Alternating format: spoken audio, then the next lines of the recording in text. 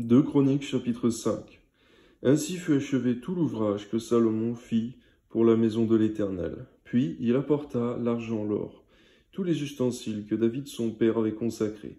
Il les mit dans les trésors de la maison de Dieu. Alors Salomon assembla à Jérusalem les anciens d'Israël et tous les chefs des tribus, les chefs de famille des enfants d'Israël, pour transporter de la cité de David qui est Sion, l'arche de l'alliance de l'Éternel. Tous les hommes d'Israël se réunirent auprès du roi pour la fête qui se célébra le 7e mois. Lorsque tous les anciens d'Israël furent arrivés, les Lévites portèrent l'arche. Ils transportèrent l'arche, la tente d'assignation et tous les ustensiles sacrés qui étaient dans la tente. Ce furent les sacrificateurs et les Lévites qui les transportèrent. Le roi Salomon et toute l'assemblée d'Israël, convoqués auprès de lui, se tinrent devant l'arche. Ils sacrifièrent des brebis et des bœufs qui ne purent être ni comptés ni nombrés à cause de leur multitude. Les sacrificateurs portèrent l'arche de l'alliance de l'Éternel à sa place, dans le sanctuaire de la maison, dans le lieu très saint, sous les ailes des chérubins. Les chérubins avaient des ailes étendues sur la place de l'arche, et ils couvraient l'arche et ses barres par-dessus. Il avait donné aux barres une longueur telle que les extrémités se voyaient à distance de l'arche devant le sanctuaire, mais ne se voyaient point au dehors. L'arche a été là jusqu'à ce jour, et il n'y avait dans l'arche que les 2 tables que Moïse y plaça en Horeb, lorsque l'Éternel fit alliance avec les enfants d'Israël à leur sortie d'Égypte. Au moment où les sacrificateurs sortirent du lieu saint, car tous les sacrificateurs présents s'étaient sanctifiés sans observer l'ordre des classes, et tous les Lévites qui étaient chantres, Asaph, Éman, Jédoutoun, leurs fils et leurs frères, revêtus de byssus, se tenaient à l'orient de l'autel avec des cymbales, des luttes et des harpes, et avaient auprès d'eux 120 sacrificateurs sonnant des trompettes. Et lorsque ceux qui sonnaient des trompettes et ceux qui chantaient s'unissaient d'un même accord pour célébrer, pour louer l'Éternel, firent retentir les trompettes, les cymbales et les autres instruments, et célébrèrent l'Éternel par ces paroles, « Car il est bon, car sa miséricorde durera toujours. » En ce moment, la maison de l'Éternel fut remplie d'une nuée. Les sacrificateurs ne purent pas y rester pour y faire le service à cause de la nuée, car la gloire de l'Éternel remplissait la maison de Dieu. 2 Chroniques chapitre 6. Alors Salomon dit, « L'Éternel veut habiter dans l'obscurité, et moi j'ai bâti une maison qui sera ta demeure, un lieu où tu résideras éternellement. » Le roi tourna son visage et bénit toute l'assemblée d'Israël. Et toute l'assemblée d'Israël était debout. Et il dit, « Béni soit l'Éternel, le Dieu d'Israël, qui a parlé de sa bouche à David mon père, et qui accomplit par sa puissance ce qu'il avait déclaré en disant, « Depuis le jour où j'ai fait sortir mon peuple du pays d'Égypte, je n'ai point choisi de ville parmi toutes les tribus d'Israël, pour qu'il y fût bâti une maison où réside à mon nom. Et je n'ai point choisi d'homme pour qu'il fût chef de mon peuple d'Israël, mais j'ai choisi Jérusalem, pour que mon nom y résidât. Et j'ai choisi David pour qu'il régnât sur mon peuple d'Israël. » David, mon père, avait l'intention de bâtir une maison au nom de l'Éternel, le Dieu d'Israël. Et l'Éternel dit à David, mon père, « Puisque tu as eu l'intention de bâtir une maison à mon nom, tu as bien fait d'avoir eu cette intention. Seulement, ce ne sera pas toi qui bâtiras la maison, mais ce sera ton fils, sorti de tes entrailles, qui bâtira la maison à mon nom. L'Éternel a accompli la parole qu'il avait prononcée. Je me suis élevé à la place de David mon père, et je me suis assis sur le trône d'Israël, comme l'avait annoncé l'Éternel, et j'ai bâti la maison au nom de l'Éternel, le Dieu d'Israël. J'y ai placé l'arche, où est l'alliance de l'Éternel, l'alliance qu'il a faite avec les enfants d'Israël. » Salomon se plaça devant l'autel de l'Éternel, en face de toute l'assemblée d'Israël. Et il étendit ses mains, car Salomon avait fait une tribune d'airain, et l'avait mise au milieu du parvis. Elle était longue de 5 coudées, large de 5 coudées, haute de 3 coudées. Il s'y plaça, se mit à genoux en face de toute l'assemblée d'Israël, et étendit ses mains vers le ciel, et il dit, « Ô Éternel, Dieu d'Israël, il n'y a point de Dieu semblable à toi. Dans les cieux et sur la terre, tu gardes l'alliance et la miséricorde envers tes serviteurs, qui marchent en ta présence et de tout leur cœur. Ainsi tu as tenu parole à ton serviteur David mon père, et ce que tu as déclaré de ta bouche, tu l'accomplis en ce jour par ta puissance. Maintenant, Éternel, Dieu d'Israël, observe la promesse que tu as faite à David mon père, en disant, tu ne manqueras jamais devant moi d'un successeur assis sur le trône d'Israël, pourvu que tes fils prennent garde à leur voie et qu'ils marchent dans ma loi, comme tu as marché en ma présence. Qu'elle s'accomplisse donc, Éternel Dieu, la promesse que tu as faite à ton serviteur David. Mais quoi, Dieu habiterait-il véritablement avec l'homme sur la terre? Voici, les cieux et les cieux des cieux ne peuvent te contenir, combien moins cette maison que j'ai bâtie. Toutefois, Éternel mon Dieu, sois attentif à la prière de ton serviteur et à sa supplication. Écoute le cri et la prière que t'adresse ton serviteur. Que tes yeux soient jour et nuit ouverts sur cette maison, sur le lieu dont tu as dit que là serait ton nom. Écoute la prière que ton serviteur fait en ce lieu. Daigne exaucer la supplication de ton serviteur et de ton peuple d'Israël. Lorsqu'ils prieront en ce lieu, exauce du lieu de ta demeure, des cieux exauce et pardonne.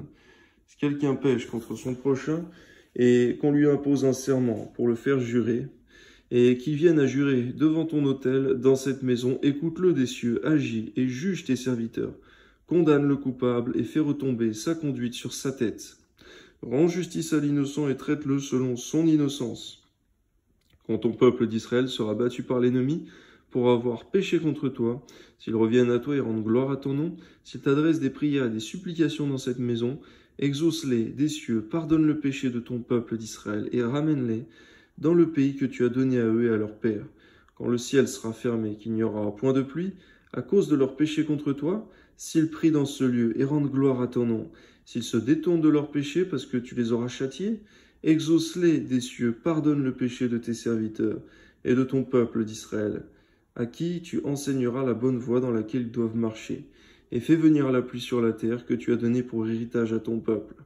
Quand la famine, la peste, la rouille et la nielle, les sauterelles d'une espèce ou d'une autre seront dans le pays, quand l'ennemi assiégera ton peuple dans le pays, dans ses portes, quand il y aura des fléaux ou des maladies quelconques, si tout ton peuple d'Israël fait entendre des prières et des supplications, que chacun reconnaisse sa plaie, sa douleur, et étende les mains vers cette maison, exauce-le des cieux, du lieu de ta demeure, et pardonne. Rends à chacun selon ses voies, toi qui connais le cœur de chacun, car seul tu connais le cœur des enfants des hommes, et ils te craindront pour marcher dans tes voies tout le temps qu'ils vivront dans le pays que tu as donné à nos pères. Quand l'étranger qui n'est point ton peuple d'Israël viendra d'un pays lointain, à cause de ton grand nom et de ta main forte et de ton bras étendu, quand il viendra, prier dans cette maison, exauce-le des cieux, du lieu de ta demeure, et accorde à cet étranger tout ce qu'il te demandera, afin que tous les peuples de la terre connaissent ton nom pour te craindre, comme ton peuple d'Israël, et sache que ton nom est invoqué sur cette maison que j'ai bâtie. Quand ton peuple sortira pour combattre ses ennemis en suivant la voie que tu lui auras prescrite, si t'adresses des prières, les regards tournés vers cette ville que tu as choisie et vers la maison que j'ai bâtie à ton nom, exauce des cieux leurs prières et leurs supplications et fais leur droit.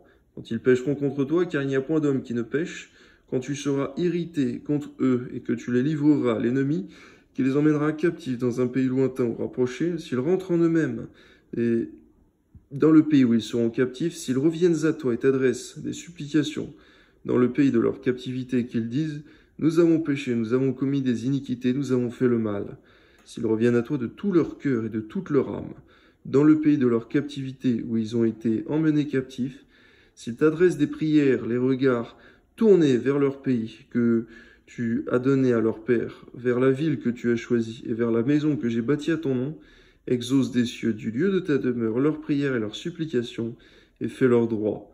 Pardonne à ton peuple ses péchés contre toi. Maintenant, ô mon Dieu, que tes yeux soient ouverts, et que tes oreilles soient attentives à la prière faite en ce lieu.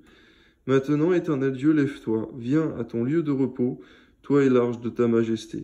Que tes sacrificateurs, Éternel Dieu, soient revêtus de salut, que tes bien-aimés jouissent du bonheur. Éternel Dieu, ne repousse pas ton oint, souviens-toi des grâces accordées à David, ton serviteur.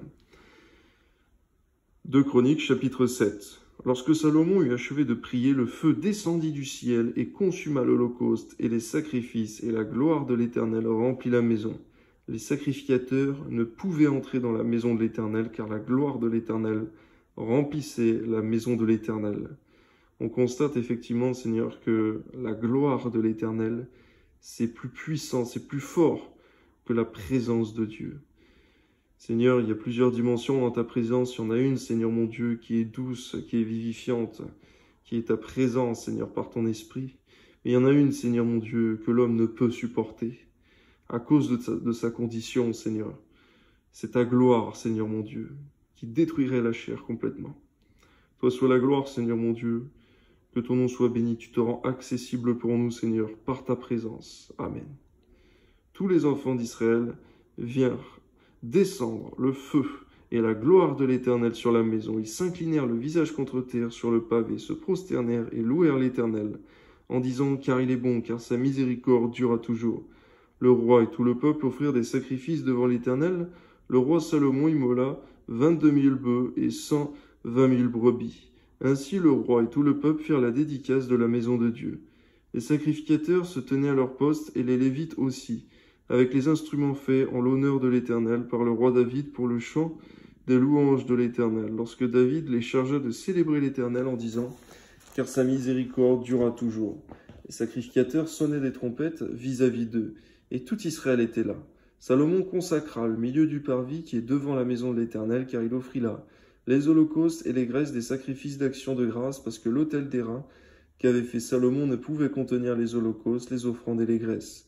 Salomon célébra la fête en ce temps-là pendant 7 jours, et tout Israël avec lui. Une grande multitude était venue depuis les environs de Hamath jusqu'au torrent d'Égypte. Le 8e jour, ils eurent une assemblée solennelle, car ils firent la dédicace de l'autel pendant 7 jours, et la fête pendant 7 jours. Le 23e jour du 7e mois, Salomon renvoya dans ses tentes le peuple joyeux et content pour le bien que l'Éternel avait fait à David, à Salomon et à Israël son peuple.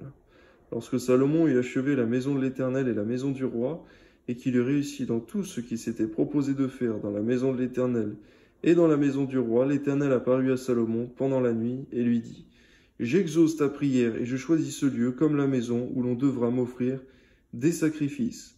Quand je fermerai le ciel qu'il n'y aura point de pluie, quand j'ordonnerai aux sauterelles de consumer le pays, quand j'enverrai la peste parmi mon peuple, si mon peuple sur qui est invoqué mon nom s'humilie, prie et cherche ma face, s'il se détourne de ses mauvaises voies, je l'exaucerai des cieux, je lui pardonnerai son péché, je guérirai son pays. Mes yeux seront ouverts désormais, et mes oreilles seront attentives à la prière faite en ce lieu.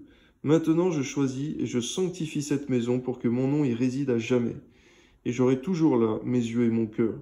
Et toi, si tu marches en ma présence comme a marché David ton père, faisant tout ce que j'ai commandé, si tu observes mes lois et mes ordonnances, j'affermirai le trône de ton royaume, comme je l'ai promis à David ton père, en disant « Tu ne manqueras jamais d'un successeur qui règne en Israël. » Mais si vous vous détournez, si vous abandonnez mes lois et mes commandements que je vous ai prescrits, si vous allez servir d'autres dieux, vous prosterner devant eux, je vous arracherai de mon pays que je vous ai donné. Je rejetterai loin de moi cette maison que j'ai consacrée à mon nom.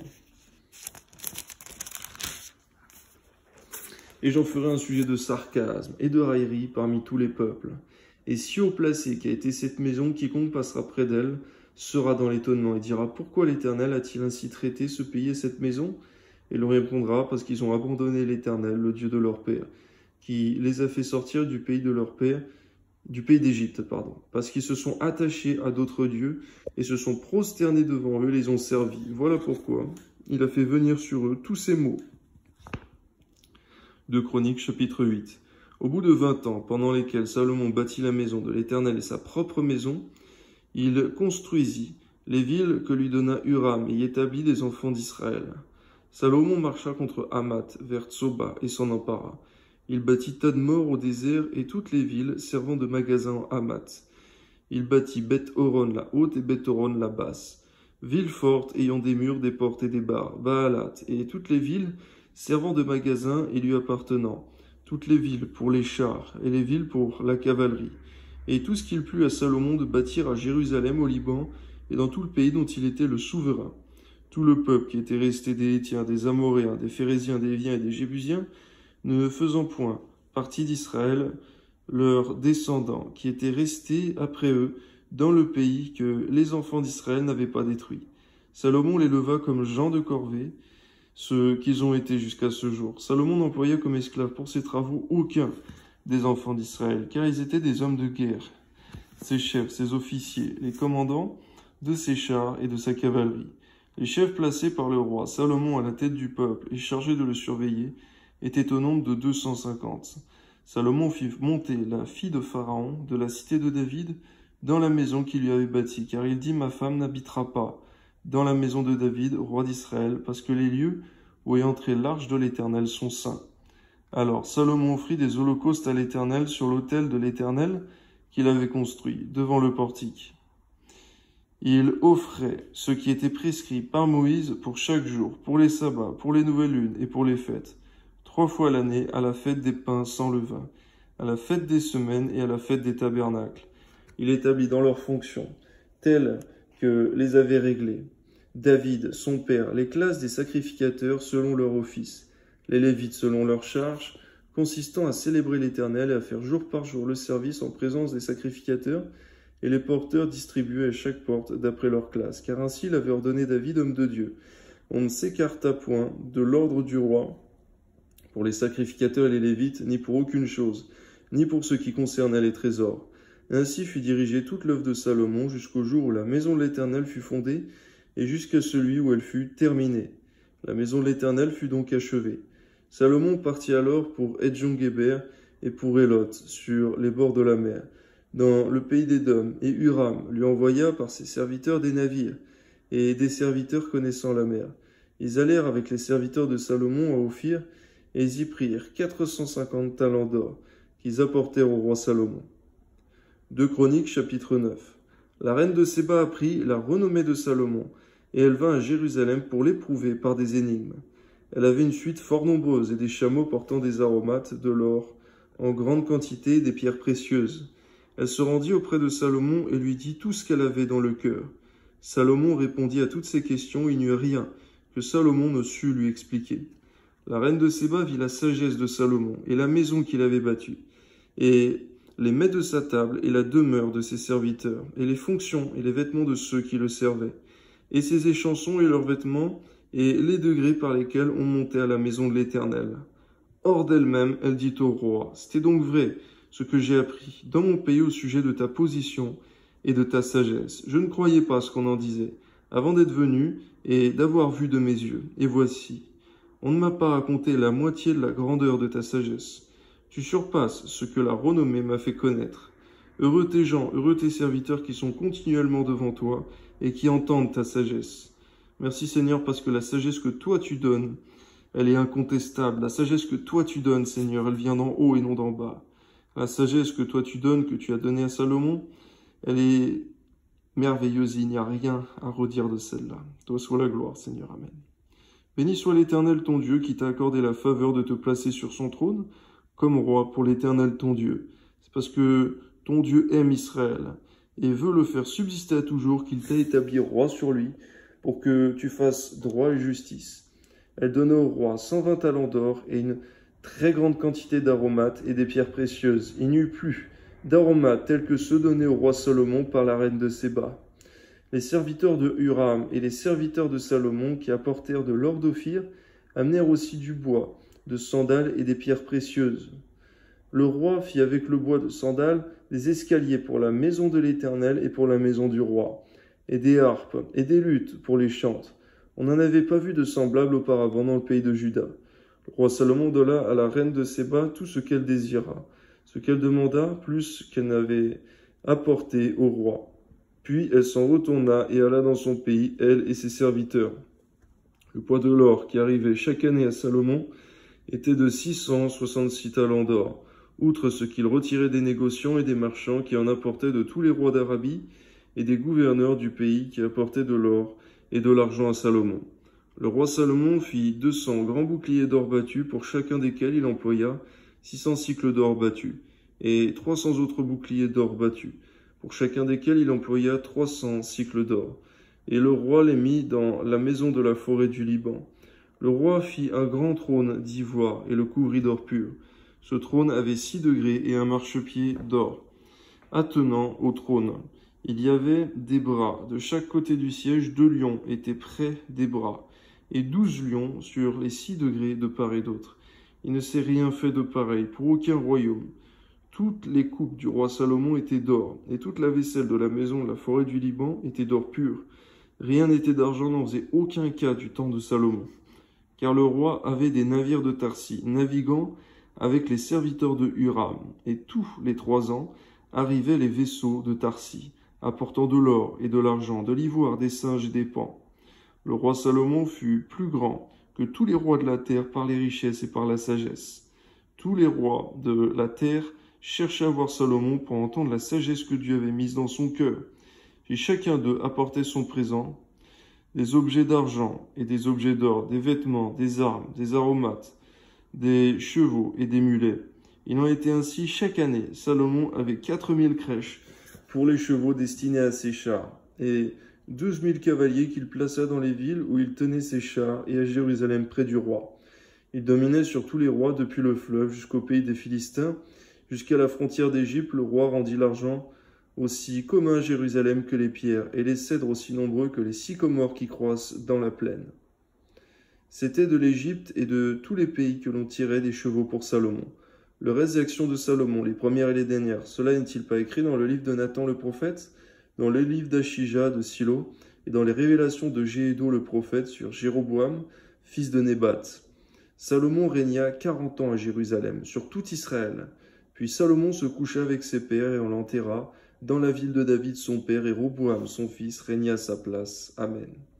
Toi la gloire, Seigneur, parce que la gloire que tu as donnée à Salomon, c'était en réponse à une prière, Seigneur, qui t'a beaucoup plu. L'or et l'argent t'appartiennent, Seigneur. À toi soit toute la gloire. Il nous faut, Seigneur mon Dieu, rester confiants en toi, nous attacher à toi, Seigneur. Tu es le Dieu qui peut tout. À toi soit toute la gloire, Seigneur. Dans le beau nom de ton Fils Jésus, que ce qui nous motive ne soit pas les richesses qu'a eu Salomon, mais soit plutôt, Seigneur mon Dieu, des richesses éternelles de ton royaume, en marchant dans ta justice, dans une intimité forte avec toi, tout le temps de notre vie. Toi soit toute la gloire, Seigneur. Ce que veut l'Éternel, c'est que tu marches humblement avec ton Dieu dans la justice tous les jours de ta vie. Permets-nous, Seigneur, de marcher, Seigneur, dans la crainte de Dieu, qui est la haine du mal, et dans tout ce qui t'est agréable, tous les jours de nos vies, Seigneur. Et ne pas poursuivre des choses vaines, des futilités, qui ne servent à rien. Que ce soit la gloire, Père. Amen.